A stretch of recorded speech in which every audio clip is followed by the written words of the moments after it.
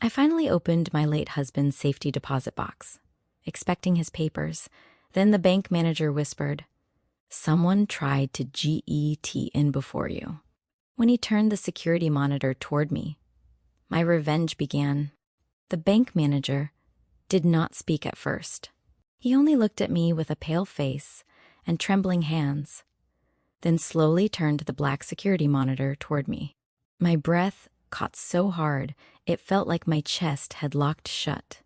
There on the screen was my daughter-in-law, Vanessa, standing outside my late husband's safety deposit box room 2 days earlier, wearing dark glasses and a neat blue coat, smiling at the front desk like she belonged there. But that was not the part that made my knees weak. The part that nearly made me fall was the man standing beside her, holding a folder in his hand, my own son, Daniel.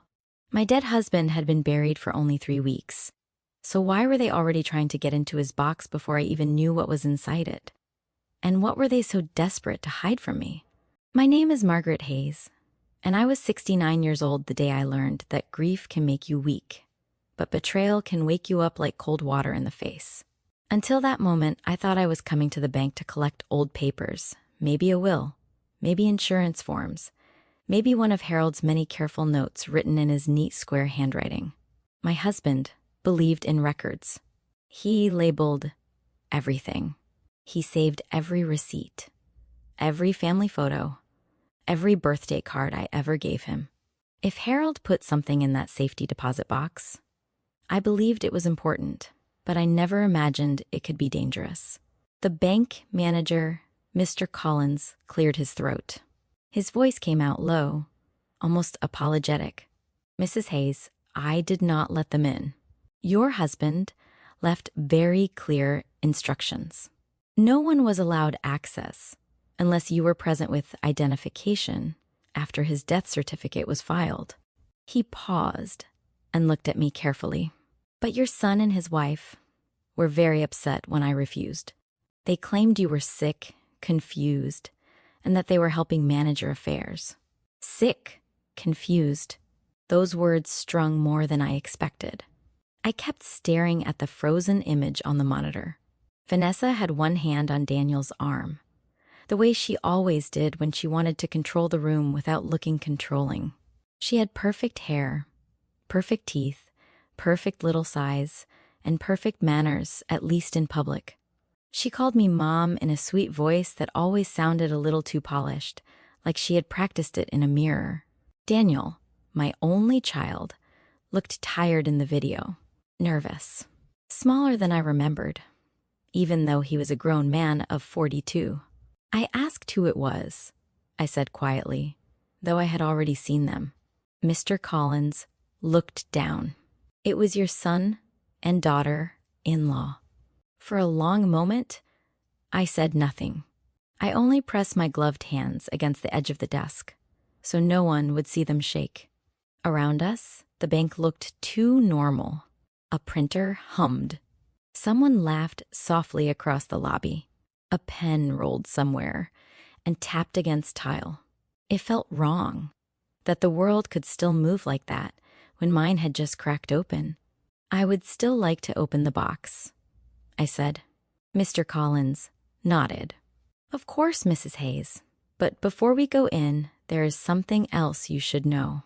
They did not just ask once. They came back twice. That made me lift my head. "Twice, sir?" "Yes." He swallowed. "The second time your daughter-in-law brought documents she claimed gave her temporary authority over family property. Our legal desk rejected them. They were incomplete. Possibly altered. Possibly altered." I heard Harold's voice inside my head. The same steady voice he used when he fixed broken things around the house. "Slow down, Maggie. Look closely. The truth always leaves fingerprints." Harold had said that many times over our 46 years together. Usually he said it when something small went missing, or when a neighbor's story did not quite make sense, or when Daniel told one of his weak little lies as a boy. Back then, the lies were about broken lamps and muddy shoes. Now, apparently, they were about legal papers. in dead men's property. I nodded once. Take me to the box. As we walked down the quiet hallway, my low heels clicking against the polished floor, I felt like I was walking into two places at once, the bank vault in front of me and the long, dark tunnel of my own marriage behind me. Harold and I were not perfect. No marriages, but we had built a life brick by brick, through layoffs, miscarriages, car trouble, hospital visits, and the kind of bills that make you sit at the kitchen table at midnight with your hands over your face. Harold had been a mechanic for most of his life, then later owned a small repair shop on the edge of town. It was not fancy, but it fed us. It paid for Daniel's school clothes and Little League fees and college books. It kept the lights on. Daniel used to adore his father. As a little boy, he would follow Harold into the garage and sit on an upside-down bucket asking 100 questions while Harold worked. What does this wrench do? Why is that part shiny? Can engines hear us? Harold would laugh and answer every question like it mattered. A boy who asks questions, he used to say, won't grow into a fool. But somewhere along the way, something changed. Or maybe, if I was being honest, Daniel changed slowly, and I did what too many mothers do. I kept excusing it. Because love can be blind when it wears a mother's face. Mr. Collins opened the vault room and stepped aside. Inside were rows of little metal doors, plain and cold and secretive. He led me to one in the middle. He inserted his key, then handed me mine. The one Harold had made me keep in the back of my jewelry box for someday. I had hated that word, someday. It had sounded so distant when he said it years ago. Now, it felt cruel. My fingers slipped as I tried to fit the key in. Take your time, Mr. Collins said gently. The lock clicked. He removed the long metal box and placed it on a private table in a small room nearby. Then he closed the door behind us, giving me a silence so deep I could hear my own pulse. I opened the lid. Inside was not what I expected. There were papers, yes, but not just papers. There was a thick brown envelope with my name written across the front in Harold's handwriting. There was a flash drive. There was a small velvet pouch. And under all of that was a second envelope with red ink across the front that said, if Daniel or Vanessa tried to open this without Margait, something is very wrong. I stared at those words until my vision blurred. Mr. Collins saw the envelope and took a small step back. Would you like privacy? No, I whispered. No, stay. Because suddenly, I did not want to be alone. My hands shook as I picked up the envelope with my name first. The flap had already been loosened by time. Inside was a letter. My dearest Maggie, if you are reading this, then I am gone, and I am sorry for that. I know you hate when I prepare for the worst, but some men feel storms before the clouds arrive. For the last year, I have been seeing things that troubled me deeply. I wanted to believe I was mistaken. I prayed I was mistaken. But if Daniel and Vanessa rushed to this box before you, then I was not mistaken at all. A cold chill crept up my arms. I kept reading. There are things about our son's finances and Vanessa's pressure on him that you do not fully know. I tried to shield you because your heart is soft and because I hoped Daniel would come to his senses. But hope is not the same as truth. Inside this box is proof of money taken, signatures copied, and plans discussed behind our backs. If I am right, they were waiting for me to die so they could force you out of the house and sell the garage property before you knew what was happening. My mouth opened, but no sound came out. Mr. Collins made a small, startled noise. Mrs. Hayes, I lifted a hand to stop him. I had to keep going. The next lines were worse. I also believe Daniel does not fully understand what Vanessa has done in his name. He is guilty of weakness, secrecy, and greed. But I fear she has pushed him farther than he realizes. Listen carefully before you act, but do act. Do not let silence bury you beside me. A tear dropped onto the page. Harold knew. He knew.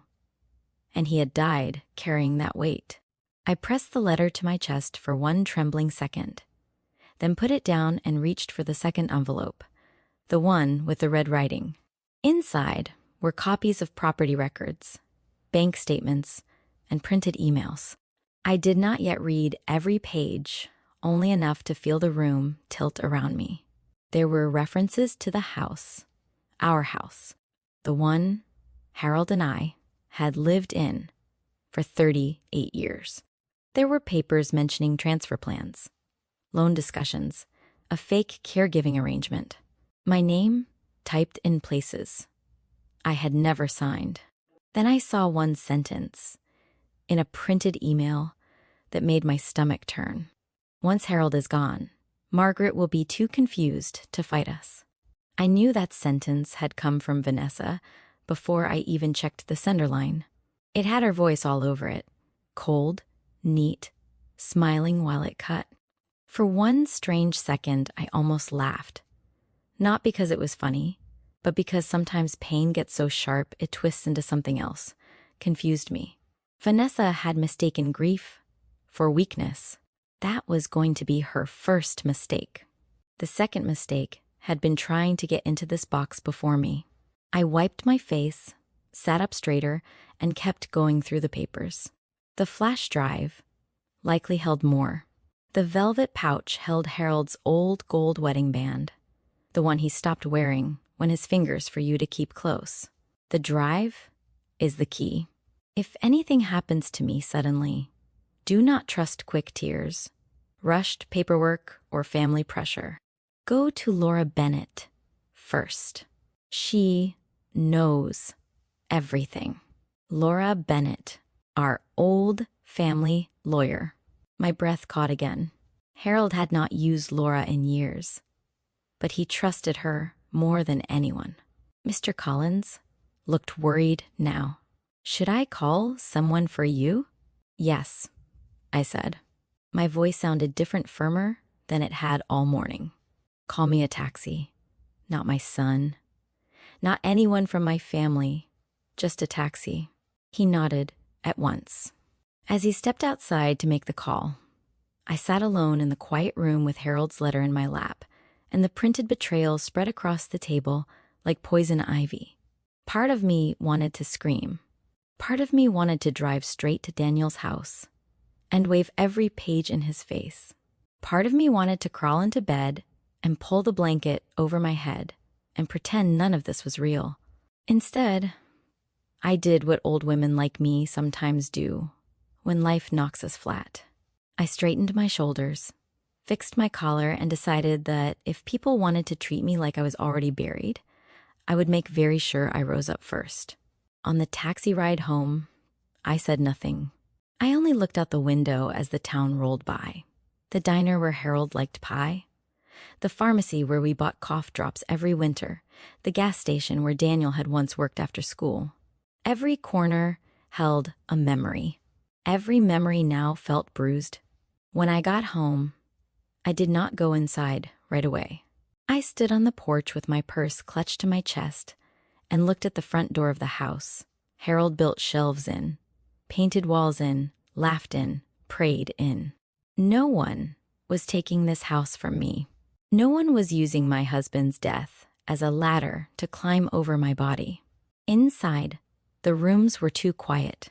I made tea with shaking hands, though I barely drank it.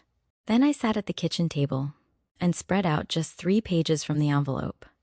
Enough to make the truth impossible to ignore, but not enough to drown in it yet. 1 page showed a draft agreement tied to my house. 1 page showed a copied version of my signature. 1 page showed that awful email from Vanessa.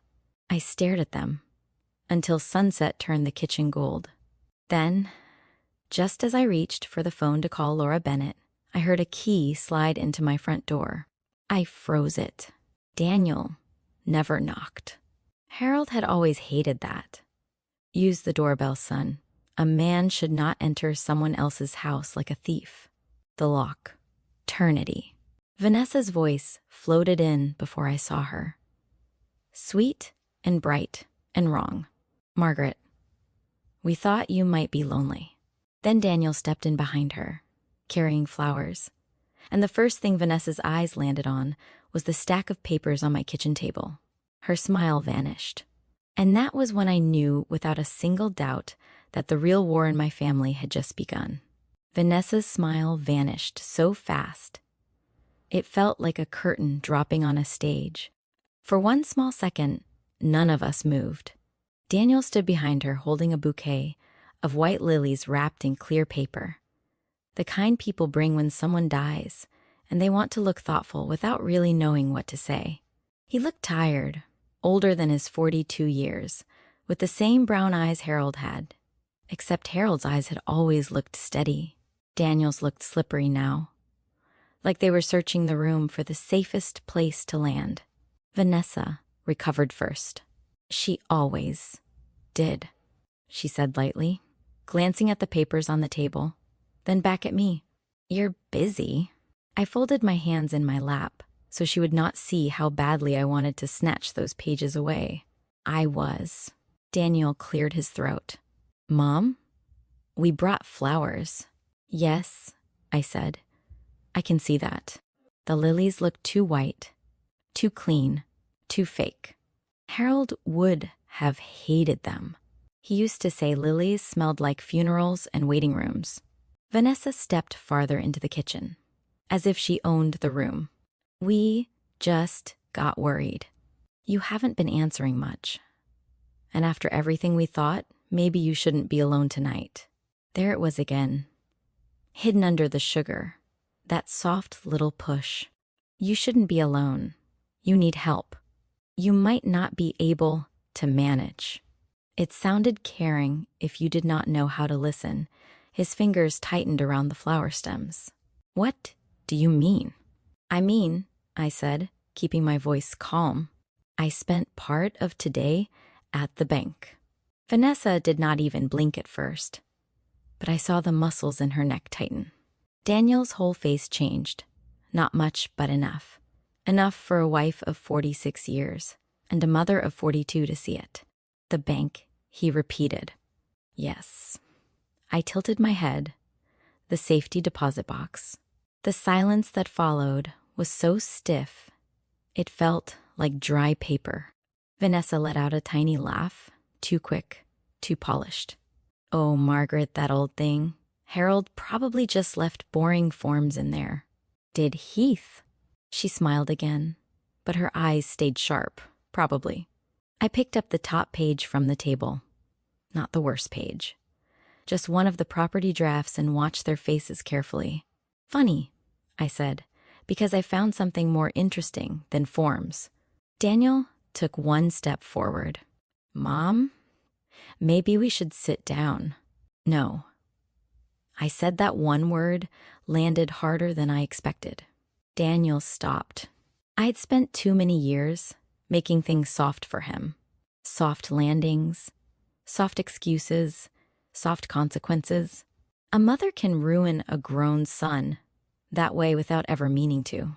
Harold used to tell me Maggie stopped patting the walls. One day he'll run straight into the truth and blame everyone else for the bruise. I used to think Harold was being too hard. Now I was not so sure. Vanessa set her purse on the counter. Margaret, you look upset. Maybe you misunderstood something. I almost smiled at that. She did not even know what I had found, but she was already preparing my confusion for me. I understood enough, I said.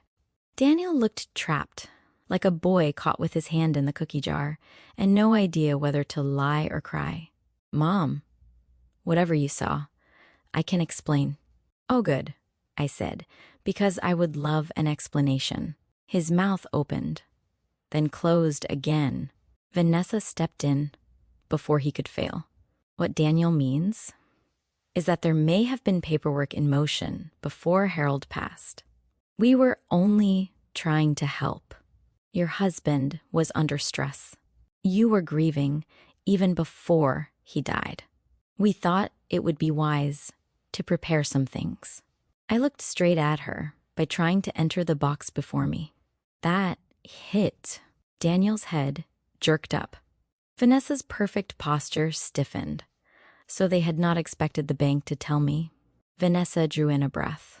You went through security records. No, I said. The bank manager showed me after I asked who tried to get in. Daniel turned to her. You said they wouldn't tell her that. She snapped her head toward him so fast, it almost made me flinch. But then she caught herself and laughed again. Softer this time. Daniel, please. This is exactly why we didn't want to upset your mother. Everything is getting twisted. Your mother, not mom now. Your mother. A small change, but full of distance. I rose from my chair slowly. My knees ached, but I stood tall anyway. Then, let's untwist it. Tell me why you went to that bank. Tell me why you brought legal papers. Tell me why my signature appears on documents I never signed. And then, Vanessa, tell me why you wrote that once Harold was gone, I would be too confused to fight you. Daniel made a broken sound in his throat. Vanessa did not. She went still, dangerously still, like ice on a pond. For a moment, I thought she might deny it. Instead, she said, You read my email. It was printed in my husband's box. Daniel dropped the flowers. They hit the floor with a soft crackle of paper and a wet little thud. Lily bent sideways, its white petals bruising against the tile. He looked at Vanessa as if seeing her for the first time and not liking what he saw. You told me Dad was paranoid. You turned to him, voice low and urgent. Daniel, not now. No, I said now is exactly the time. My heart was pounding so hard I could hear it in my ears. Part of me was terrified.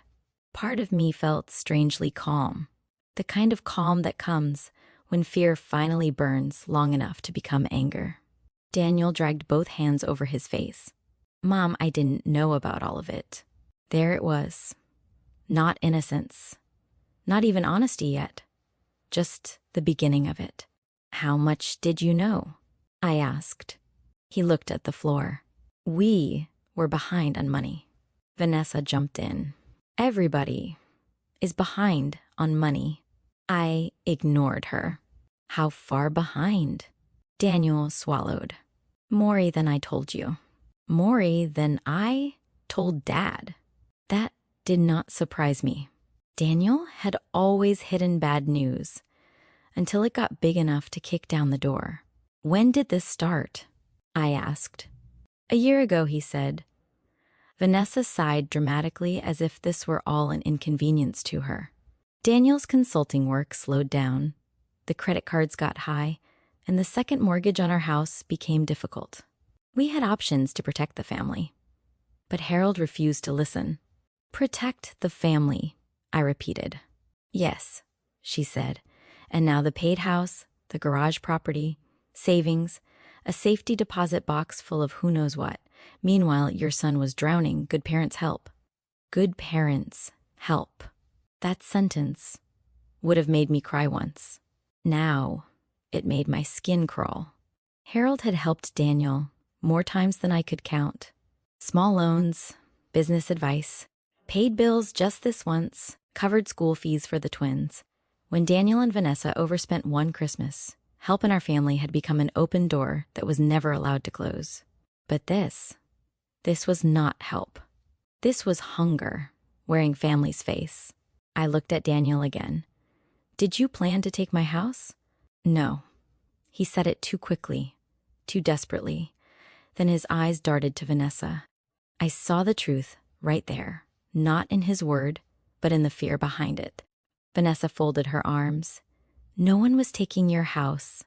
We were restructuring things by forging my signature. They were draft documents. By telling the bank, I was sick and confused. We were trying to avoid delays. I stared at her. Your husband's father was barely buried. She gave a cold little shrug. Life does not pause because people are sentimental. I felt the room tilt for just a second, not from weakness, but from shock. Some people say cruel things when angry. Vanessa said cruel things, the way some people read the weather calmly like facts. Daniel looked horrified now, Vanessa, but she was beyond caring. She had lost the mask, and once people like that lose it, they do not rush to pick it up. She pointed at the papers on the table. Let's stop pretending, Margaret. Harold never trusted us. He hoarded everything. He acted like you too, with the only people who mattered. He kept Daniel tied to guilt for years. And yes, we went to the bank because we knew he'd hidden something that could either save us or destroy us. Her voice sharpened on the last words. That caught my attention. Destroy you? I asked. She realized too late that she had said too much. Daniel looked at her. What does that mean? Nothing, she said. It didn't sound like nothing. She turned to him, and now the fight between them was leaking into the room, whether they wanted it to or not. It means your father kept records on everyone. It means he watched us. It means he didn't just mistrust me, Daniel. He was building a case. A case? That word sat heavy in the air. Against them. Or maybe against her? My mind went back to Harold's letter. Money taken, signatures copied, plans discussed behind our backs. And then that one line, I believe Daniel does not fully understand what Vanessa has done in his name. A cold thought moved through me. Harold had not only been protecting me, he had been protecting Daniel too. From his own wife. I did not say it yet. I only watched. Daniel took a shaky step back from Vanessa. What case? She looked at him with open irritation now, like his confusion bored her. Stop acting surprised. Your father tracked the transfers. The garage account, the temporary line of credit, the business loan. Daniel stared at her. You told me the business loan was legal. It was meant to be temporary. My voice came out flat. What business loan? Neither of them answered right away. So, I asked louder. What business loan? Daniel's face crumpled. Mom, Vanessa spoke instead. Because of course she did. We used the garage property as leverage. I felt something inside me go cold and hard. Harold's repair shop. The little brick building on Edgewater Road with the faded blue sign. And the bell over the office door. You had no right, I whispered. It was supposed to be covered before anyone noticed. Anyone, I said. Do you mean Harold or me? Daniel finally looked straight at me, and I saw tears standing in his eyes. Real tears, weak tears, late tears. Dad found out 3 months ago. I closed my eyes for 1 second. 3 months. Harold had known for 3 months and said nothing to me. He had carried it alone, set his trap quietly, gathered his proof, and waited. Maybe because he hoped Daniel would confess. Maybe because he did not want to break my heart before he had to. When I opened my eyes again, Vanessa was reaching for the papers on the table. I moved faster than she expected. I snatched them first and stepped back. Do not touch those. Her voice turned sharp as glass. Those papers are about family matters. Yes, I said mine. Daniel looked wildly between us. Mom, please just let me explain the loan. It started small. I thought I could fix it. Vanessa said we could move some things around, then pay it back after the sale of her cousin's property. But that sale fell through, and then interest piled up, and Dad found an email and he stopped her. And what? I asked.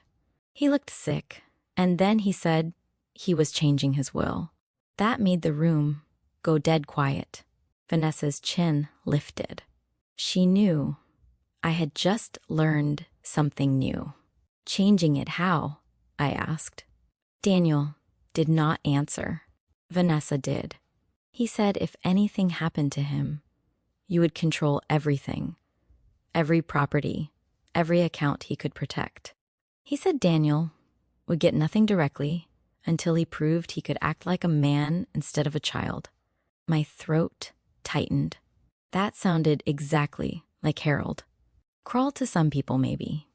But to me, it sounded like the last desperate act of a father who had run out of softer ways to save his son. Daniel whispered. He called me weak. Were you? I asked. He looked at me, and for the first time in a very long time, he did not hide. Yes, that word hurt because it was true, and because it came too late. Vanessa scoffed. This is ridiculous. We are not standing in a kitchen pretending Harold was some saint. He controlled all of you, even from the grave. No, I said quietly. From the grave, he told the truth. She laughed, once bitter and short. You think you know the truth because you found a folder. You have no idea how much trouble Daniel is in. That mattered, not because I pitied her, but because truth often slips out when people are scared. What kind of trouble? I asked. Again, she had said too much. Daniel turned pale, Vanessa. She clenched her jaw. I took one slow breath. Trouble with who? No answer. Then, from outside, headlights swept across my front window.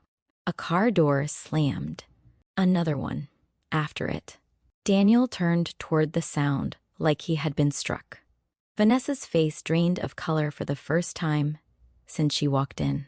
My chest tightened. Who is that? Neither of them moved. Then someone pounded on my front door so hard, the frame rattled.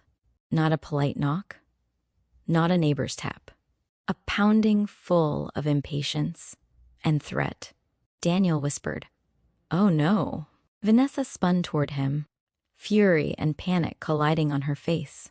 You said they wouldn't come here. They. I felt every tiny hair on my arms rise. The pounding came again, louder this time, and a man's voice boomed through the wood. Daniel Mercer opened this door. We know you're inside. I looked from my son to my daughter-in-law and understood in one terrifying flash that whatever mess they had dragged behind them was now standing on my porch. And it had finally found my house. The pounding on my front door shook the whole hallway. For 1 second, none of us breathed. Daniel looked like a man whose worst nightmare had just spoken his name out loud. Vanessa, who had walked into my kitchen like she owned the earth, now looked like the earth had opened under her feet. I stood between them and the table, Harold's papers clutched tight in my hand, my heart hitting my ribs so hard it hurt. The pounding came again. Daniel Mercer, the man shouted from outside. You can hide from calls. You can hide from letters, but you can't hide from this. I turned to my son. Who is that? Daniel's lips moved, but no sound came out. Vanessa answered first, because she always did when he was weak. Don't open the door. I looked at her. That is not an answer. Another hard slam rattled the knob. Daniel the man barked, open up now. My voice came out sharper than I planned. Who is that? Daniel finally spoke very quietly. A debt collector. I stared at him, Not because I did not understand the words, but because I did too well. A debt collector, I repeated. Vanessa jumped in. Not exactly. The door shook again. Then, exactly what? I snapped. Daniel dragged both hands over his face. Mom, please, just stay calm. Stay calm, I said. A stranger is pounding on my front door at night, shouting your name, and you want me to stay calm. He looked ashamed. Good. Shame was late, but it was something. Vanessa took one fast step toward the hallway and lowered her voice. We don't have time for this. Tell him to leave. I laughed, then a short angry sound that surprised even me. Tell him to leave. This is my house. I'm not hiding in it for your sake. She turned on me. You don't understand how serious this is. Then explain it. She opened her mouth, shut it, then looked at Daniel again with open blame. This is what happens when you panic. I panicked. He shot back. You're the one who said we could fix it. Their whispers had teeth now. Whatever image of a united team they once had was cracking wide open right in my kitchen. The pounding came again, followed by a second voice colder than the first. Mr. Mercer, we have legal paperwork and a recovery order. Open the door. Recovery order. I had heard enough hard words in my life to know when trouble had moved past simple shouting. I stepped toward the hallway. Vanessa grabbed my wrist. Don't. The nerve of that woman. I looked down at her hand until she let go. You do not grab me in my own home, I said. Then I walked straight to the front door. Behind me, Daniel whispered, Mom, wait. I did not.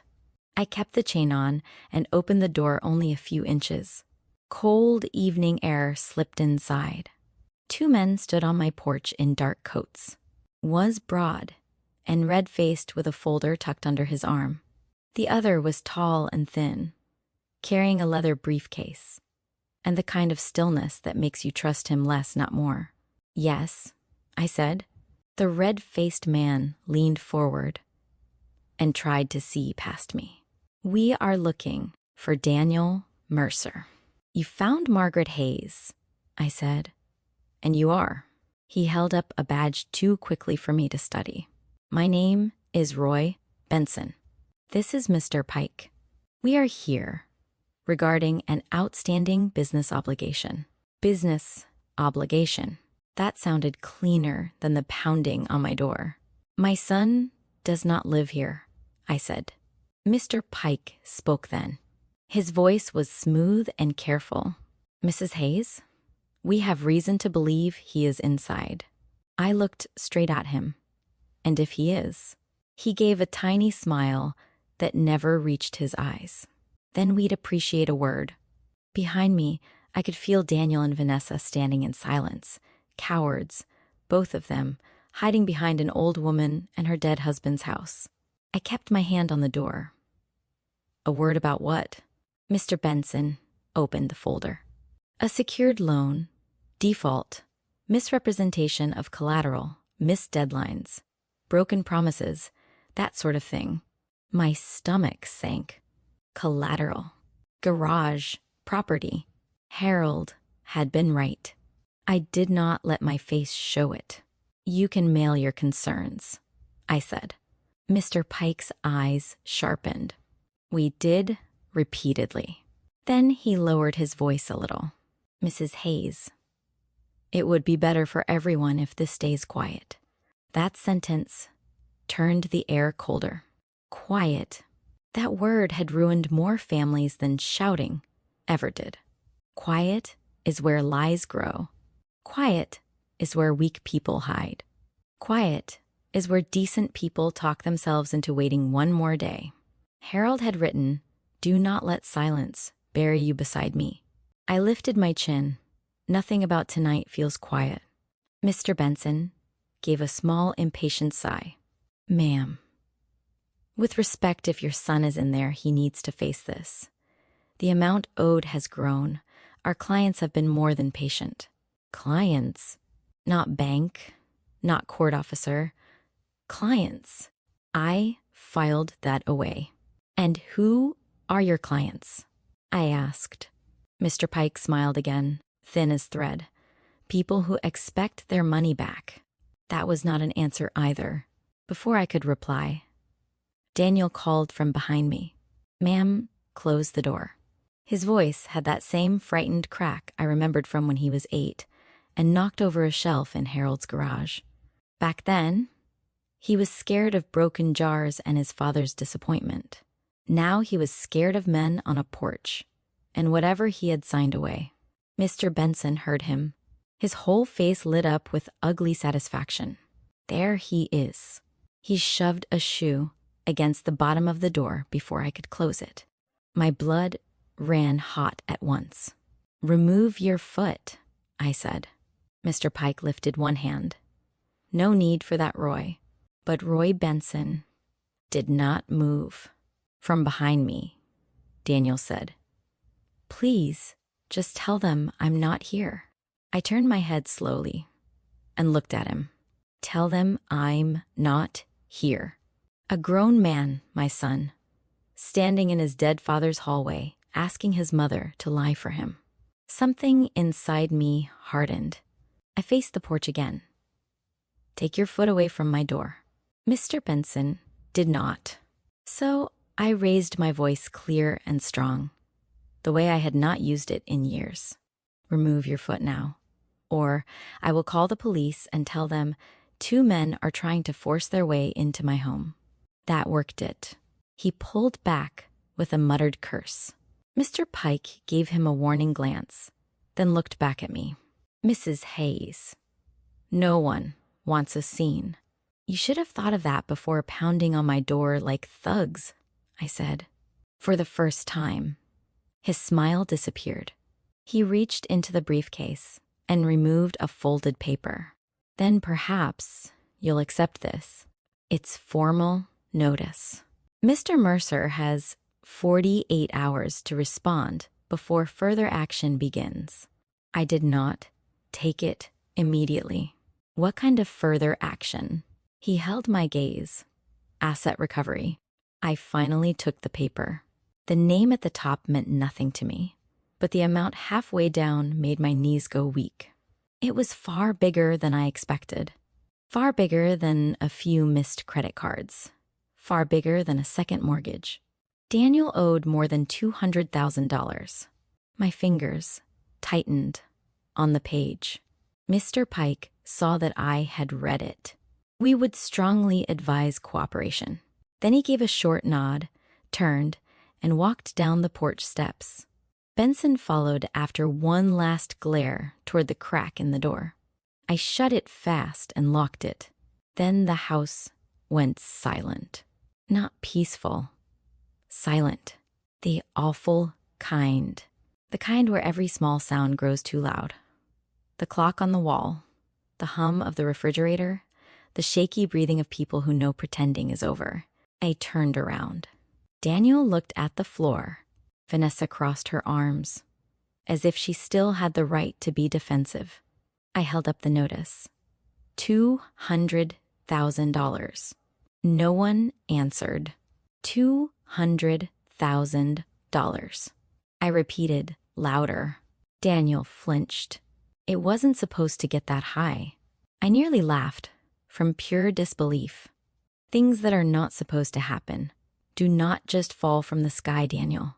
They happen because people keep doing foolish things while lying about them. Vanessa's eyes flashed. That is not fair. I stared at her. Fair. You forged papers in my name. They were drafts. You tried to get into my husband's box behind my back. We were desperate. You risked the garage. We meant to fix it. Every answer from her was a shove away from guilt and toward excuses. I was tired of excuses. Daniel sank into one of the kitchen chairs and covered his face. Mom, I didn't know it had gotten that bad. Vanessa snapped toward him. Because you never wanted to know. You only wanted me to handle it. Handle it. What? A poisonous little phrase. Not solve it. Not face it.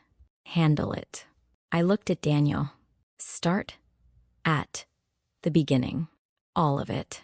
No lies. No protecting her.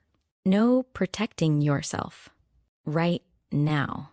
For once, Vanessa did not interrupt him. Maybe she was too angry. Maybe she realized she had already said too much. Maybe she was deciding which version of the truth would save her best. Daniel slowly lowered his hands. It started with my firm, he said.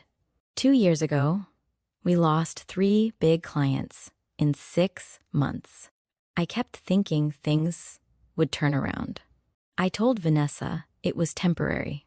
We used savings first, then cards, then the mortgage. I said nothing. I let him keep going. Then she said we could use short-term private money, just to catch up.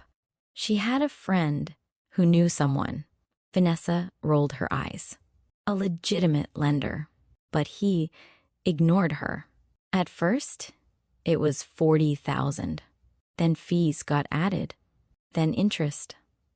I missed one deadline. Then another. They offered a rollover. Vanessa said it would buy time. That made my skin prickle. Private money. Rollovers. Deadlines. Men on porches. This was not a simple bank mess.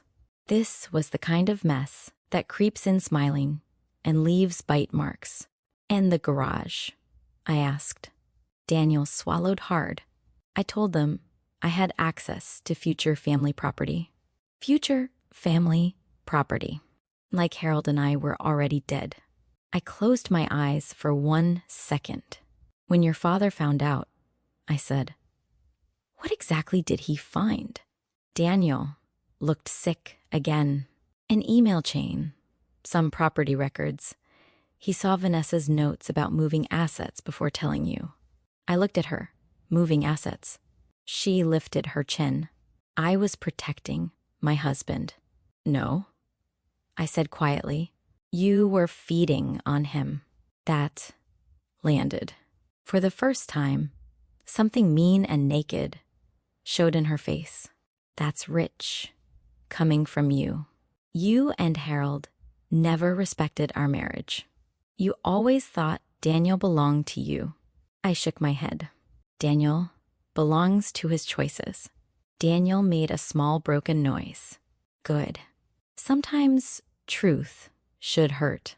I sat down slowly across from him. My anger was still there. But grief had begun to move under it too, heavy and old. I looked at my son and saw all his ages at once.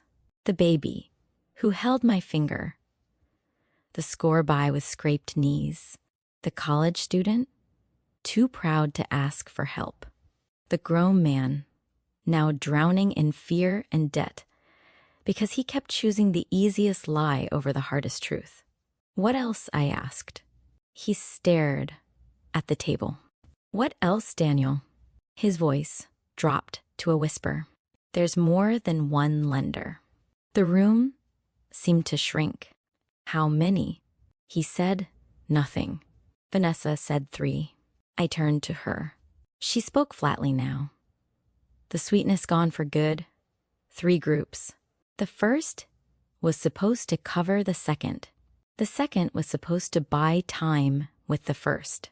The third was for the legal paperwork and a bridge payment. I almost did not understand what I was hearing because it was so stupid, so reckless, so unbelievably cruel to every person attached to it. You stacked debt on debt on debt, I said. Yes, she said, as if admitting she forgot to buy milk. Daniel whispered. I thought I could fix it before Dad knew. But he knew, I said. Daniel nodded. And then he changed his will. Another nod. And then what? He squeezed his eyes shut. And then Vanessa got angry. That made me look at her again. She did not deny it. In fact, she gave a little shrug. Of course, I got angry. Harold was going to lock us out and leave Daniel with nothing. Nothing, I said. You mean nothing easy. She leaned forward. Do you know what it's like to build a life and realize your in-laws would rather watch you drown than help? I leaned forward too. Do you know what it's like to bury your husband and find out your son and his wife were waiting in line to strip your life before the flowers on his grave went dry? She looked away first. That mattered. The kitchen fell quiet again. After a long moment, I stood and went to the counter to pour water into a glass. My hands were shaking, but I kept them steady enough. I brought the glass back and set it in front of Daniel. He looked up at me in surprise. Drink, I said. He did, because no matter what he had done, he was still my son, and mothers are cursed that way. We can despise what our children become and still notice when their lips are dry. Vanessa noticed it too. She gave a small, bitter laugh. Of course you still baby him. I rounded on her so fast, the chair legs scraped the floor. Do not mistake mercy for blindness. She stood too. And do not mistake anger for power. You have papers. Fine. You have old letters. Fine. But those men outside do not care about family hurt. They care about money. And if Daniel goes down, all of us go down. All of us. There it was, again. Her favorite trick. Tie herself to everyone else, so her guilt becomes shared, whether instead of personal choice. I shook my head. No, not all of us. You chose this. Daniel followed you into it. Harold tried to stop it, and I am the one standing in the wreckage. She reached for her purse. Then maybe you should decide whether you want to stand alone. That sentence landed wrong. Not dramatic, not emotional. Threateningly. I heard it. Daniel heard it too. He looked up sharply. What does that mean? I asked. Vanessa slipped a hand into her purse and pulled out her phone. It means you still don't know everything Harold kept from you. My chest tightened. She tapped the screen, then turned it toward me. It was a photo. At first, I did not understand what I was seeing. A man sitting in a car, dark jacket, gray hair, side profile. Then my whole body went cold. Harold, my Harold, alive in the picture. Alive and talking to a woman through a rolled-down window. A woman I knew. Laura Bennett, our old family lawyer. I snatched the phone and stared at the date in the corner. 5 days before Harold died. I looked up slowly. Why do you have this? Vanessa smiled then, small and cruel and triumphant, because your husband was not only changing his will, he was planning something much bigger. Something he never told you. My mouth went dry. What? Bigger. She took back her phone and slid it into her purse. Ask Laura. Daniel stood up so fast, his chair tipped backward. Vanessa stopped, but she was already backing toward the hallway. No, I said. You do not get to drop that and walk away. She put her hand on the doorknob. You wanted truth, Margaret. Now go get the rest of it. Then she opened the door and stepped into the night. Daniel rushed after her. Vanessa. I followed to the porch just in time to see her hurrying toward her car at the curb, heels sharp on the pavement, while Daniel ran behind her. She yanked open the driver's door. He caught her arm. What bigger plan? What are you talking about? She spun on him, furious now. Truly furious. I'm talking about the part your father never told your saintly mother.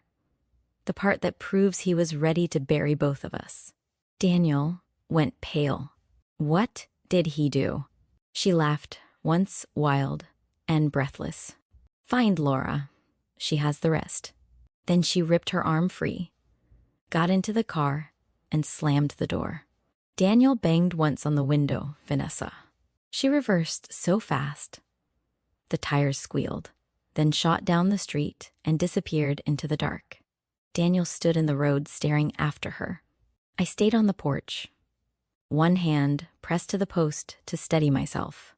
Harold's papers tucked under my arm, my mind spinning around that photo and her words. Ask Laura. Find Laura. She has the rest. Then Daniel turned back toward me, face white as paper, and said the one thing I was not ready to hear. Mom. If Dad told Laura everything, then he may have known why his brakes failed. And just like that, my husband's death was no longer the only tragedy in my family. It might also be the center of the crime. My knees nearly gave out on the porch. For a moment, I truly thought I had heard my son wrong. The night air felt too thin, like there was not enough of it left for the words hanging between us. Daniel, I said very slowly, what did you just say? He looked wrecked. His face had gone gray, and his hands were shaking so badly he had to curl them into fists. He climbed the porch steps, like a man walking toward a judge, not his mother. I said, he whispered. Dad may have known why his brakes failed. The world seemed to narrow to that one sentence. Harold's face flashed in my mind. His tired smile in the hospital, the bruises from the crash, the machines, the doctor saying the word accident in that careful voice people use when they think soft words can make hard truth gentler. Accident. That word had carried us through the funeral. That word had sat beside me at night. That word had helped me survive. Now it felt cracked down the middle. I stepped back into the house because I suddenly could not stand outside another second. Daniel followed and shut the door. The kitchen looked the same as before. Same table, same teacup, same papers, but nothing in it felt ordinary anymore. I turned toward him. Explain everything right now. He swallowed hard and nodded. I didn't want to tell you before because I wasn't sure. Then after Dad died, Vanessa told me to keep my mouth shut. She said, grief makes people imagine things. She said if I mentioned it, you'd fall apart. His voice broke on the last words. I almost laughed from pain. Fall apart, I said. I buried my husband.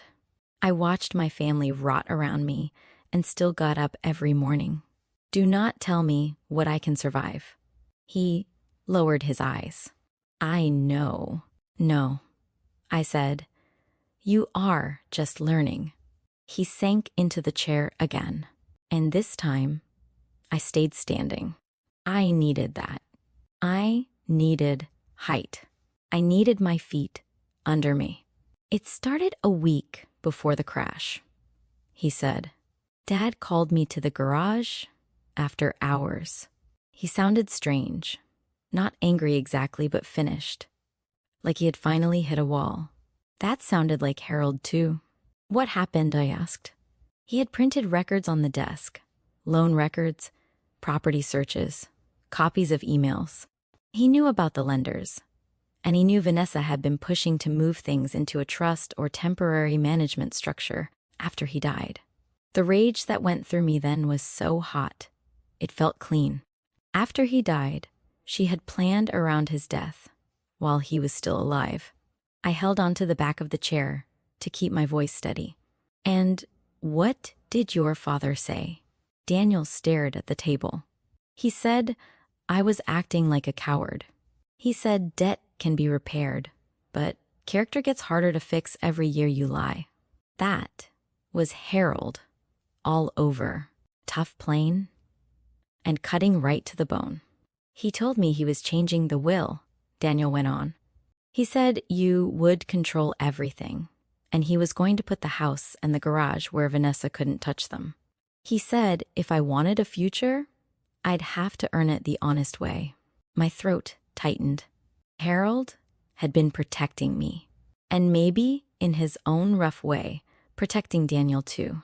Then what I asked? Daniel rubbed his forehead. Then Vanessa found out. We had met. I don't know how. She always seemed to know things. Maybe from my phone, maybe from emails. Maybe because she watched me so closely. I stopped knowing what I had said out loud. That part, I believed immediately. People like Vanessa do not always need locked doors or secret passwords. They train themselves on weakness. They learn where to press, when to smile, when to frighten, when to cry. She got furious, he said. Not loud at first, quiet. That was worse. She kept saying your father was trying to destroy us. She said if he locked everything down, the lenders would come harder. She said our only chance was to get ahead of him. Get ahead of him, I repeated. Daniel nodded miserably. She wanted me to go back to Dad and change his mind. Ask for one more loan. Get him to sign something temporary. I said no. I swear I said no. I believed he had said no. I also believed no did not last long enough with him. What happened? Tiny nerve in my body listened. He said he had dropped a packet with Laura Bennett. He said if anything happened to him, she'd know what to do. I thought he was just being dramatic. Dad always got intense when he thought family was slipping. Family was slipping. That was such a small phrase for such a big ruin. He also said something else. Daniel said, "What?" He said he had checked the truck and found the brake line looked wrong. I stopped breathing for a second. Wronged. Not broken by chance. Wronged. He thought it had been tampered with.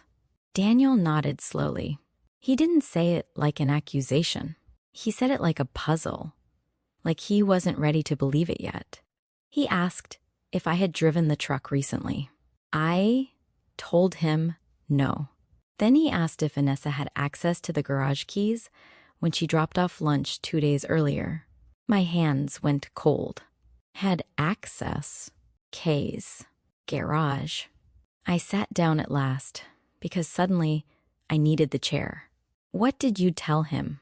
That she had borrowed my key ring earlier that week. His voice got smaller. She said she needed my car key because hers was in my jacket pocket. I didn't think anything of it then. Of course, he had not. Harold had seen patterns. Daniel saw moments. That was part of the problem. Life punishes people who never step back far enough to see the whole picture. I pressed one hand to my chest. Did Harold say he thought Vanessa did it? No, Daniel said quickly.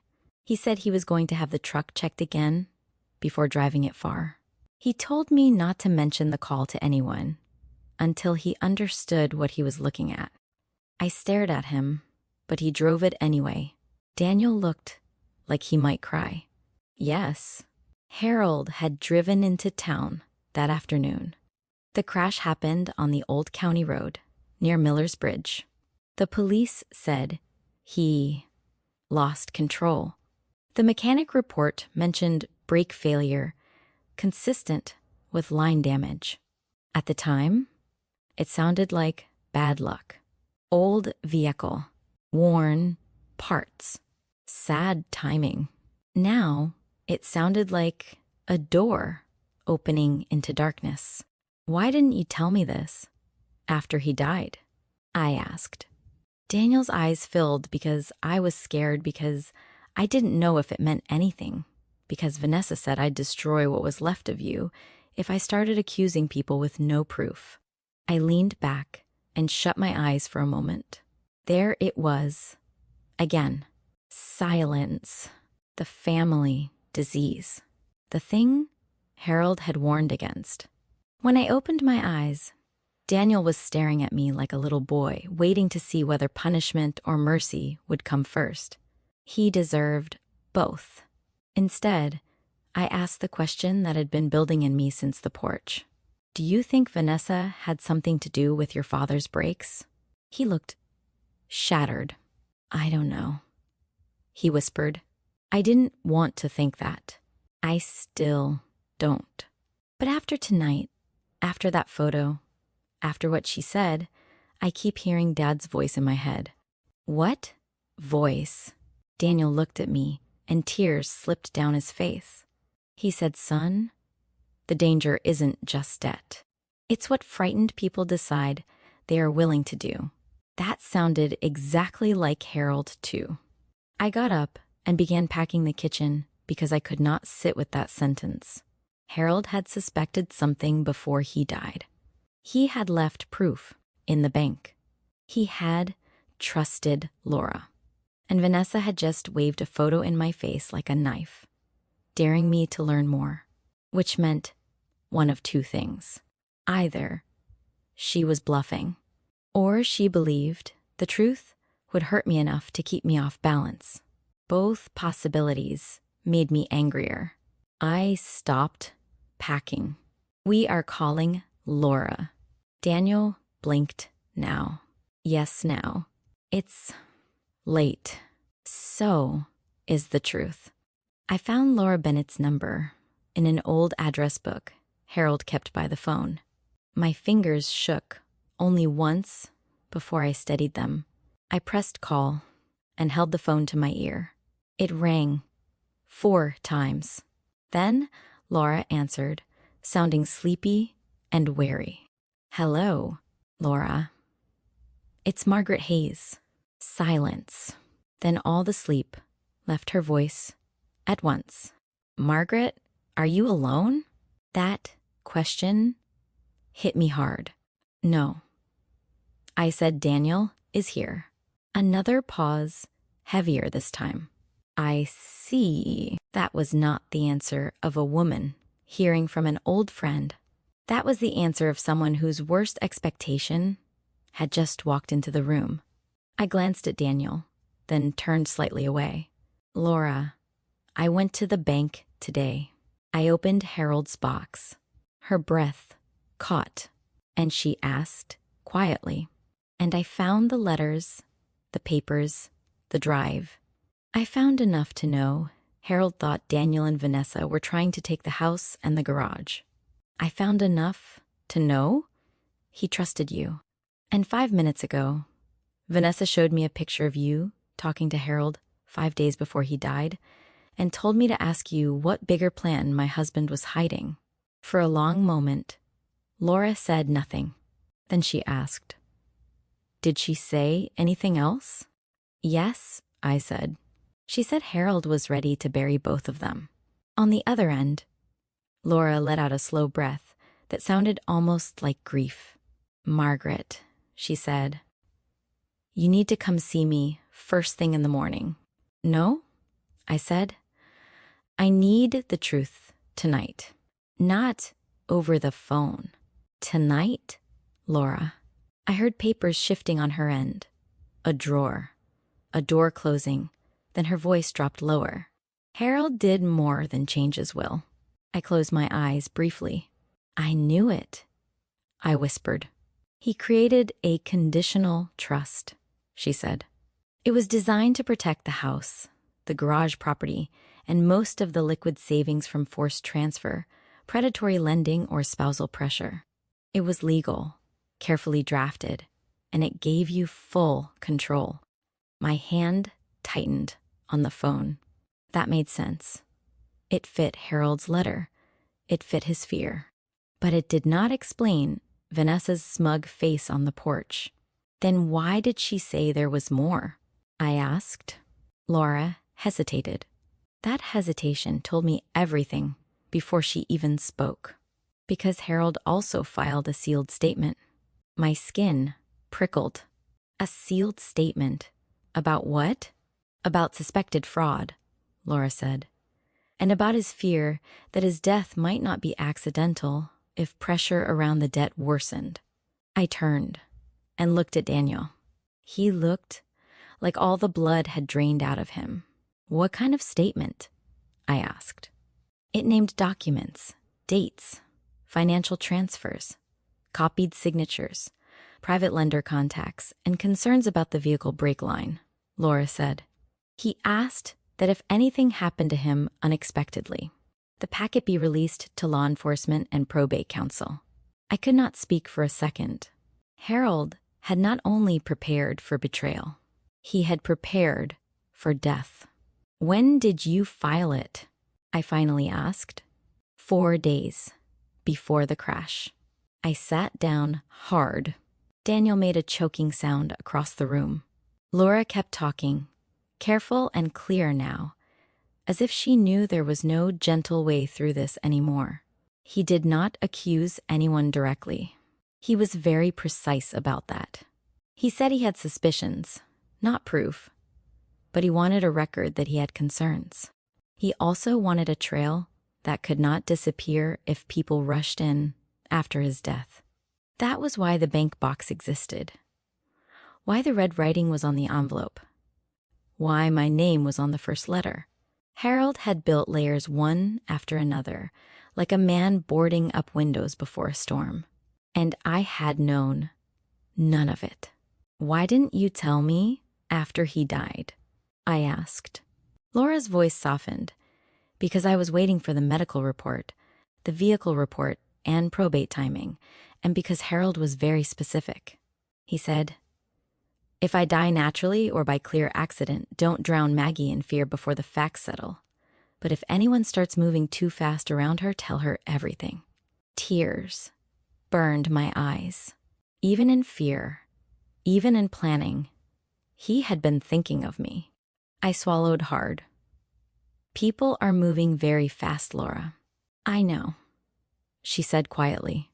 I had a call from a man claiming to represent Daniel 2 days after the funeral. He wanted to know whether any trust changes had been made. I told him nothing. That made my stomach turn again. 2 days after the funeral, Harold had not even been in the ground, a full week before they were circling. Daniel whispered from across the room, "Mom." I held up a hand so he would stay silent. "Laura," I said, "do the police know about the sealed statement?" "Yes. It was delivered after the attempted access at the bank was reported to me this afternoon." I went still. "You already sent it?" "Yes," she said. "The moment I heard someone try to get into the box without you, I released it. Harold's condition had been met." A strange feeling moved through me then. Not relief, exactly. Not peace, but something like Harold reaching across the dark and setting one more piece in place. "What happens now?" I asked. "An investigator may contact you," Laura said. "The trust will also become active immediately. If I file the final probate notice tomorrow morning, that means no one can sell, borrow against, or transfer the protected property without your direct authority." That mattered. A lot. Vanessa had lost the race and did not know it yet. I almost smiled. Not because anything was funny, but because, for the first time since the bank, I could see the shape of my revenge clearly. Not screaming, not begging, not chaos. Truth, law, and patience. The kind of revenge Harold would respect. "Laura," I said, "I'm coming to see you in the morning." "Good," she said. "Bring everything from the box and Margaret." "Yes." "Do not let Daniel leave with any documents, and do not let Vanessa back into that house tonight." I looked at my son, who flinched, even though I had not spoken his name. "I understand," I said. After I hung up, the kitchen was very quiet again. Daniel stared at me with red eyes. Dad filed something with the police. Yes. He covered his mouth with one hand. "Did you know?" I asked. "No." His answer came fast and broken. I swear, Mom, I didn't know. I believed him. Not because he had earned easy trust, but because shock still has a look. And this was it. He whispered. He really thought he might be killed. I answered carefully. He thought frightened and greedy people can become dangerous. Daniel looked wrecked by that. Good. Again. Some truth should stay sharp. I gathered the papers from the table and slid them back into the envelope one by one.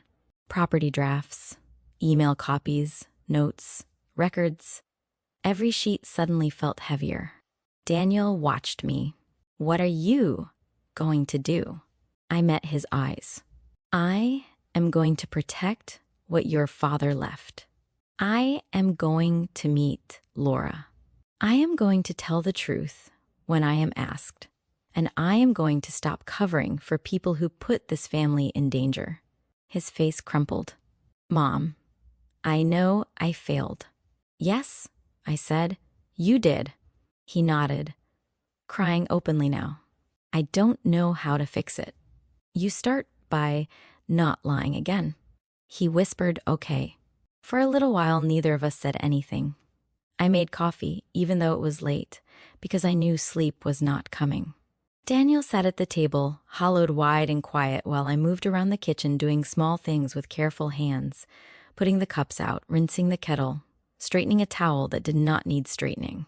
Sometimes grief and fear are too big to touch directly, so you touch smaller things instead. At last, I gave him a cup. He looked at it like he did not deserve it. Maybe he didn't, but I handed it to him anyway. He took a sip and stared into the dark liquid. Dad loved this kitchen. Yes, I said.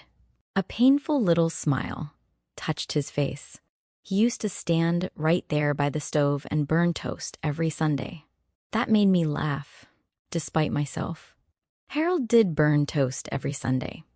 Always talking, always distracted, always insisting he had it under control while smoke curled toward the ceiling. For one soft second, the room held him again. Then, the moment passed. Daniel set the cup down. Mom, yes, if Vanessa did something to the truck, if she really did. He could not finish. I did it for him. Then the truth will find her. He looked at me, and I think that was the moment he realized I was not going to crumble for him anymore. Good. Let him see it. Let all of them see it. The hours stretched. Midnight slipped past. Around 1 a.m, Daniel dozed in the chair for a while, his head bowed like a punished child. I stayed awake in the living room with Harold's wedding band in my palm and the flash drive on the table in front of me, staring at both like they were two small doors I had not yet opened. I thought about the lesson hiding inside all this pain. Silence helps the liar. Delay helps the bully. And love without boundaries becomes a weapon in the wrong hands. I wish I had learned that younger. Around 2 headlights washed over the front curtains. I stood at once. Daniel jerked awake. A car engine cut off outside. He looked at me, frightened. She's back. Maybe. Maybe not. I moved to the window and pulled the curtain aside, just enough to see. A dark sedan sat at the curb. Not Vanessa's car. My pulse quickened. A tall figure stepped out, holding something under one arm. Maybe a file, maybe a folder. Then the porch light caught his face. He was not one of the men from earlier. He was not a neighbor. He was a stranger in a dark coat, serious-eyed, moving with the calm confidence of someone who did not need to pound on doors to get answers. He climbed the steps and rang the bell once. Just once. Then he waited. Daniel stood up behind me, whispering, "Who is that?" I did not know. But when I opened the door, the stranger held up an ID and said, "Mrs. Hayes, I'm Detective Keller. I need to ask you some questions about your husband's death. and about the packet he left behind. And right behind him, at the edge of the curb under the weak streetlight, I saw a second car sliding silently to a stop. Vanessa's car. My heart gave one hard thump when I saw Vanessa's car stop behind the detective. For a second, all I could think was, she came back. Not to comfort anyone, not to tell the truth, not to fix what she had broken. She came back because something had shifted, and people like Vanessa always come running when they feel control slipping through their fingers. Detective Keller stood on my porch with a calm face and steady eyes. He looked to be in his early 50s, with neatly combed brown hair and a coat buttoned all the way up against the night air. He did not look dramatic. He looked careful. That comforted me more than I expected. "Mrs. Hayes," he said, "I'm sorry to come so late." "You're here because of my husband," I said. "Yes, sir." Daniel had come up behind me now. The detective noticed him at once. "Daniel Mercer?" he asked. Daniel nodded weakly. "I may need to speak with you too." Daniel swallowed hard. "Okay." Behind the detective, Vanessa stepped out of her car and slammed the door. Even from the porch, I could feel the anger rolling off her. She marched toward us fast and stiff, her heels striking the sidewalk like she wanted the ground itself to obey her. "Margaret," she called sharply, "do not say one word to anybody until I'm inside." Detective Keller turned his head slowly and looked at her with open dislike. "And you are?" he asked. Vanessa stopped 2 steps short of the porch and pasted on a fake smile. "Vanessa Mercer." "I'm family." "Noted," he said. "You can wait there for a moment." No one had spoken to her that way. In a long time, I could tell her smile cracked. "This concerns me," she said. "It may," the detective replied, "which is exactly why you can wait." I almost admired him right then. I stepped back and opened the door wider. "Detective, please come in." He nodded and entered. Daniel moved aside at once. Vanessa tried to follow, but Detective Keller turned just enough to block her path. "Ma'am," he said calmly. I said, "Wait." Her face went tight with fury. "This is ridiculous," she snapped. "I'm his wife, and this," he said, "is Mrs. Hayes's house." That shut her up for a moment. I led the detective into the kitchen, where the papers were stacked in neat order again, and the coffee had gone cold in our cups. He took in the room quickly, every detail, then rested a folder on the table. "I received a packet tonight from attorney Laura Bennett," he said. "She said you recently opened a safety deposit box belonging to your late husband." "I did." "And you found documents that suggest possible fraud, pressure tied to family property, and prior concerns your husband had about the condition of his truck before the crash." "Yes." He gave a small nod. "I'd like you to tell me in your own words what happened today from the beginning." So I did. I told him about the bank, about Mr. Collins and the security monitor, about seeing Daniel and Vanessa at the bank before me, about Harold's letter, about the papers, the forged signature, the property drafts, the cruel email. I told him about the men on my porch and the notice showing the debt. I told him about Vanessa's photo of Harold with Laura. I told him what Laura had explained over the phone about the trust and the sealed statement. I told him about Daniel's confession that Harold had found the brake line wrong before the crash. The detective did not interrupt much. He only asked clear questions when he needed dates or names. When I finished, the room went quiet. Then he looked at Daniel. "Is there anything in that account you'd like to correct?" Daniel looked like he might disappear into the floor. "No," he whispered. "It's true." Detective Keller watched him for a long moment. "Then I need your account too." Daniel nodded and sat down. What came out of my son then was not brave, but it was honest.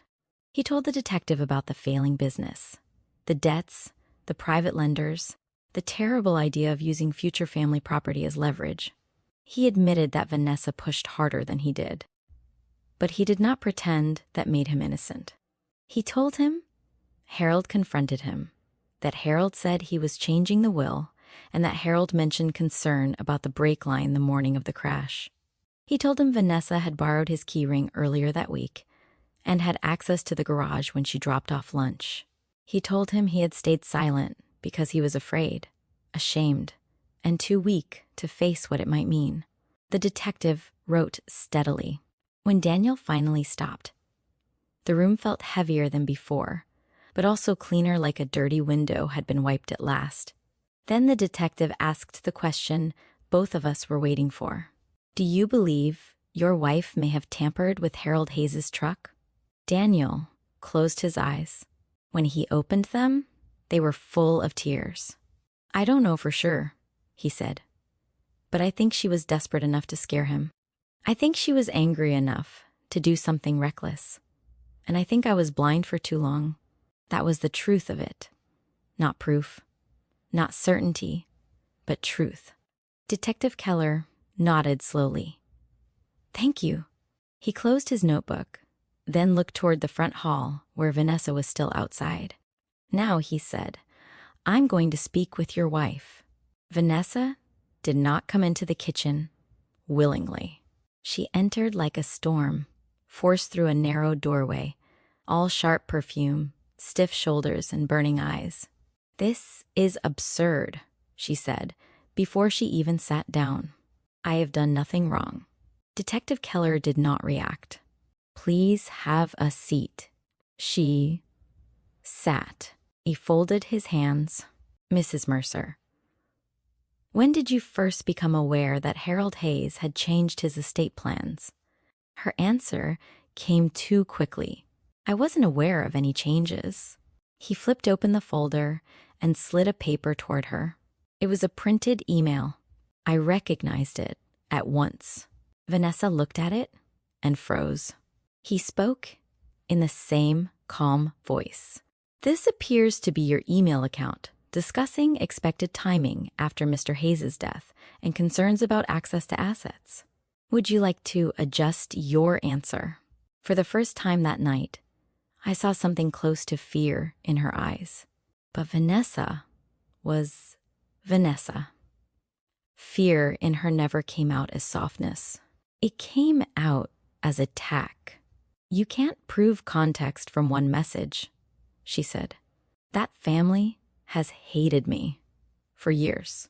Harold was manipulative. Margaret enabled him. Daniel was drowning, and no one cared. I said quietly, we cared. You wanted more than care. She ignored me. The detective asked another question. Why did you attempt to access the safety deposit box before Mrs. Hayes? We were trying to help. He slid another paper over. And why did you bring authority documents the bank considered altered? Her jaw tightened. They were drafts. Drafts usually don't get presented as if they're final. No answer. He kept going. One calm question after another, and I watched something I had never seen before happen to Vanessa. Her confidence began to crack, not because anyone shouted louder than her, but because facts were laid down one by one where she could not step around them. The bank visit, the forged signature, the emails, the property drafts, the lenders, the pressure after the funeral. Then he came to the hardest part. Mrs. Mercer, he said, did you have access to Daniel Mercer's keys the week before Harold Hayes' crash? She hesitated. Too long. Yes, she said at last, briefly. Did you enter the garage? I dropped off lunch. Did you touch Mr. Hayes' truck? No. The answer came fast, sharp, rehearsed. He watched her for a long moment. Are you sure? Yes. He opened the folder again and removed one more page because we've already requested the mechanic's supplementary notes, and there is mention of a tool mark pattern near the damaged brake line. We're also reviewing camera footage from surrounding businesses near the garage. That was new information. Maybe fully real, maybe partly strategic. I could not tell. But it hit Vanessa hard. Her eyes flicked to Daniel. That tiny movement told me more than any speech. She was checking what he had said. She was checking what he knew. The detective saw it too. "Mrs. Mercer," he said, "this is the moment to be very careful." Vanessa's breathing changed. For a few seconds, she said nothing. Then she laughed once, but it sounded weak now. "I didn't want Harold dead." No one moved. She realized too late that she had answered a question. No one had asked directly. Detective Keller leaned forward slightly. "Then tell me what you did want." Her eyes filled, but I did not mistake it for innocence. Some tears come from pain. Some come from panic when the trap closes. "I wanted him scared," she whispered. Daniel made a broken sound beside me. Vanessa turned toward him, crying now, in quick, angry bursts. "You don't understand what it was like. They were going to cut us off. Those lenders were calling every hour. They said they'd ruin us. They said they'd take everything. Harold kept treating us like children while sitting on money that could have saved us. I said it was not yours." She slapped the table with her palm. "He was never going to help." The detective did not raise his voice. "What did you do, Mrs. Mercer?" She shook her head. "What did you do?" She cried harder, then finally blurted it out. "I had a man loosen the line.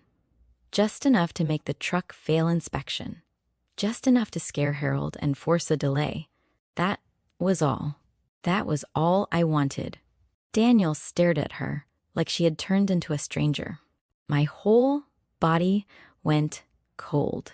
She kept talking now, words spilling out messy and ugly, and far too late. "I never told him to make it dangerous. I told him I just needed Harold off balance. Just for a little while. Just long enough to sign temporary papers or agree to bridge the debt. But the man said an older truck would probably just stall or feel soft on the pedal.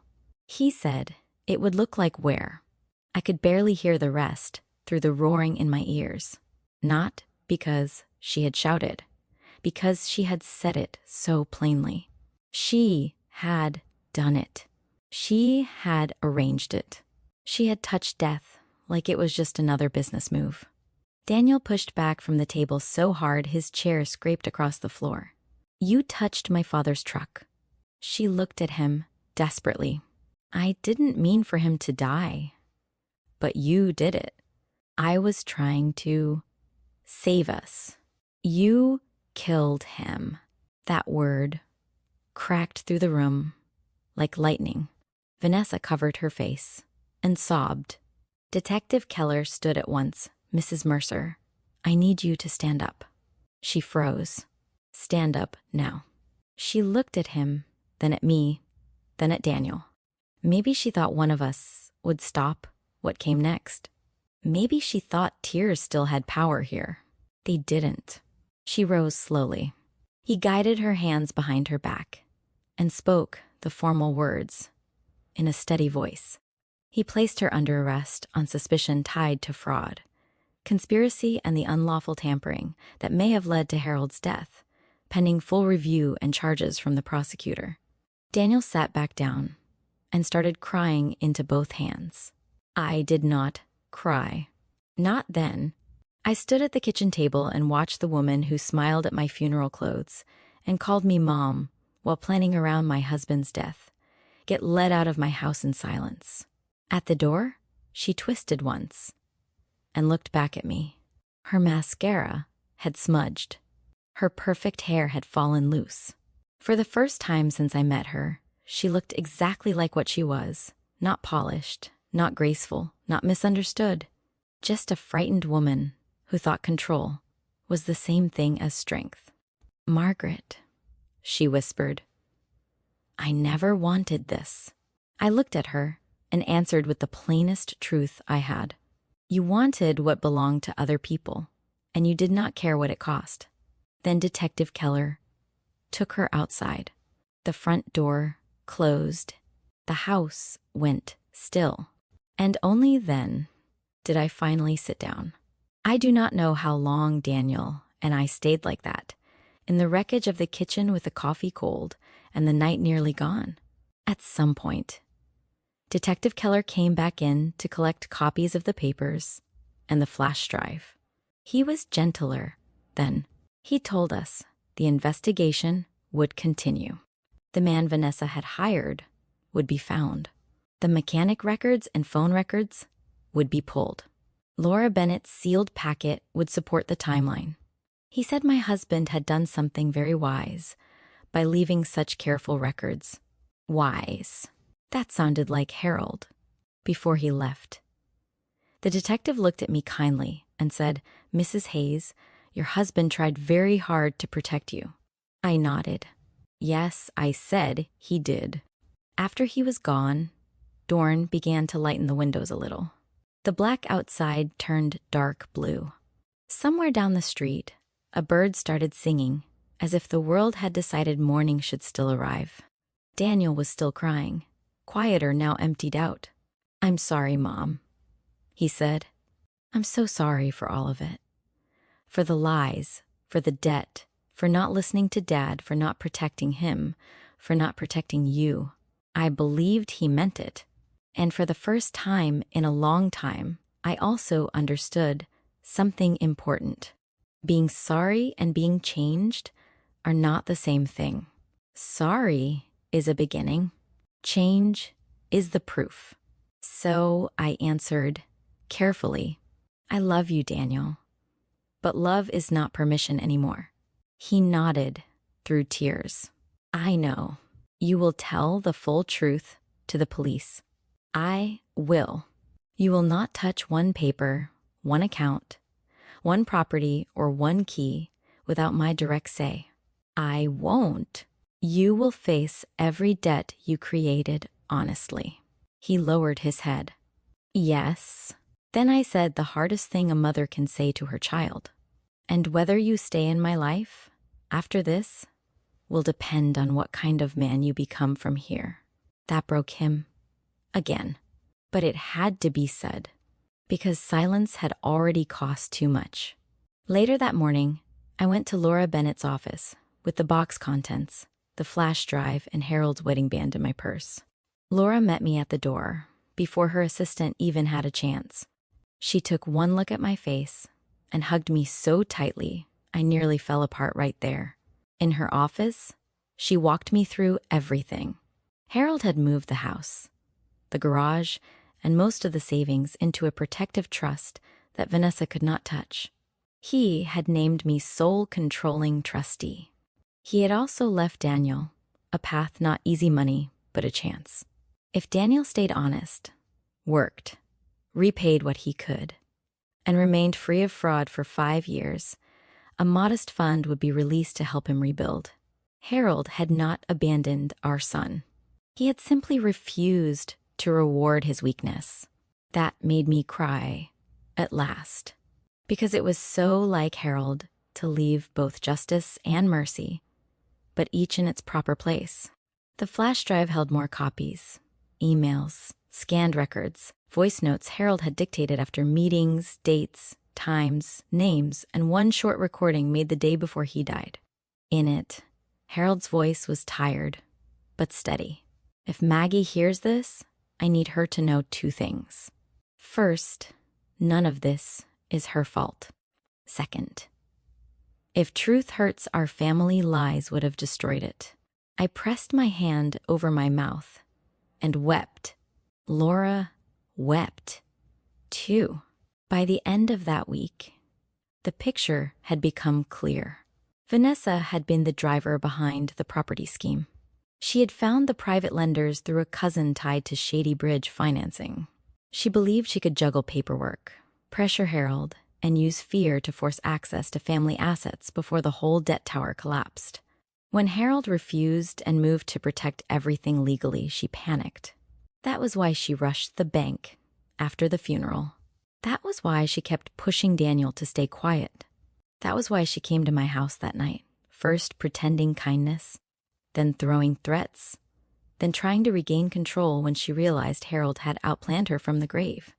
Daniel had not planned Harold's death, but he had helped build the disaster with lies, weakness, and cowardice. He signed papers he should never have signed. He allowed Vanessa to speak for him, hide things from him, and use family property as bait. He kept secrets when he should have spoken. Those were his sins, and they were heavy ones. The consequences came for everyone. Vanessa was charged. The investigation widened. The man who tampered with the truck was later found through phone records and payment trails. He admitted he was paid to create a mechanical problem, not to cause a fatal crash. But the Lord does not smile kindly on people who play games with brakes. The debt schemes and forged documents became part of the larger case. Daniel cooperated fully. He moved out of the house he shared with Vanessa. Their marriage ended slowly and sadly, not with drama by then, but with the dead quiet that comes when a lie has finally run out of air. He got a small apartment. He found steady work, humbler work than before, and for once in his life, he stopped talking about what he deserved and started facing what he owed. As for me, I stayed in my home. No one took my keys. No one touched Harold's garage. No one called me confused again. I visited the shop on Edgewater Road every week. At first, I only stood in Harold's office and cried. Then I started cleaning it out, not to erase him, never that, but to make room for truth. I framed one old photograph of him holding a young Daniel beside a truck with a hood open, both of them grinning like the world was simple. I kept that frame on the office desk. Months later, Daniel came with me one Saturday. He stood in the doorway a long time before speaking. I should have listened to him. He said, "Yes," I answered. He nodded. "I know." He picked up a rag and started wiping down a shelf without asking. We worked side by side in silence for a while. It was not forgiveness. Not fully. Forgiveness is not a switch. It is a path, and sometimes a very slow one. But it was a start. When we took a break, we sat on two old stools near the garage bay, and he looked at me with red-rimmed eyes and said, "Do you think Dad hated me at the end?" I thought about that for a long moment. Then I told the truth. "No, I think he was disappointed in you. I think he feared what you were becoming. But he still loved you enough to leave you one last way back." Daniel cried quietly after that. So did I. And in that little garage, with dust in the sunlight and old tools hanging on the wall, I finally understood the lesson this whole awful story had been trying to teach me. Love without truth becomes weakness. Silence protects the wrong people. And when someone shows you that they are willing to use family like a ladder, believe them the first time. But I learned something else, too. Being older does not mean being powerless. Grief does not mean being blind. And revenge, the kind that truly lasts, is not screaming in the dark. It is standing in the truth so firmly that the people who lied about you can no longer move you an inch. That was the revenge I got. I kept my homes. I kept Harold's wishes. I kept the proof. I kept my voice. And in the end, that mattered more than rage ever could.